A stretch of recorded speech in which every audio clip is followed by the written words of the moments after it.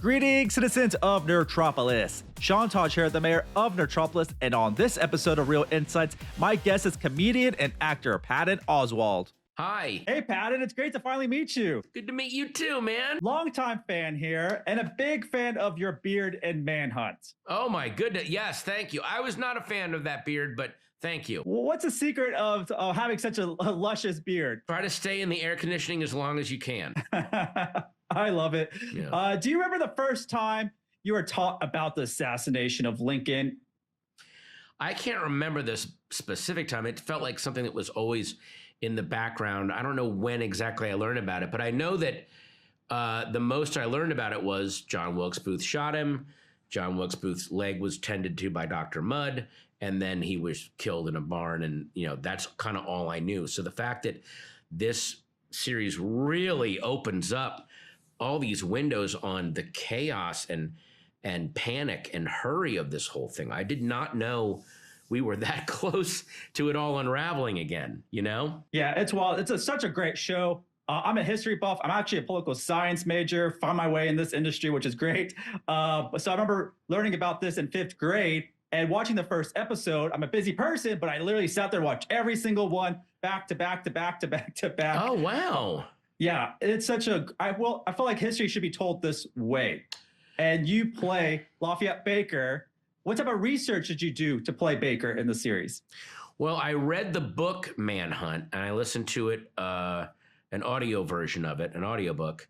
And and then I did a lot of, reading articles online about Baker and his life and how his life ended up. And, he was a shady guy who turned into kind of a crazy guy. But luckily, there's no film footage of Lafayette Baker. There's no audio interviews with him. So I was sort of free to invent his voice and mannerisms the way that I saw fit to illustrate who he was inside. That was my approach. Yeah, I love how real the show looks and feels. How's it like to play in a world like that? They really created a 360-degree world. I mean, it was immersive. They had houses you could go into. They had, when you were on courtroom sets, you were there was no offset. It was almost like they were bringing handheld cameras back in time and going into the real offices and chambers and hallways and houses of that period. And I think it changed people's performances, Yeah, everything looked authentic. I loved it. What are you most excited for viewers to experience when they tune in to watch the series? They're going to be I think people are going to be really, really startled at the pace of this. We know this is very important history and, history hinged on this moment. And it's shot like a police procedural. And it has that kind of, rushed chaos to it that you realize, oh, that's actually that was the pace of history.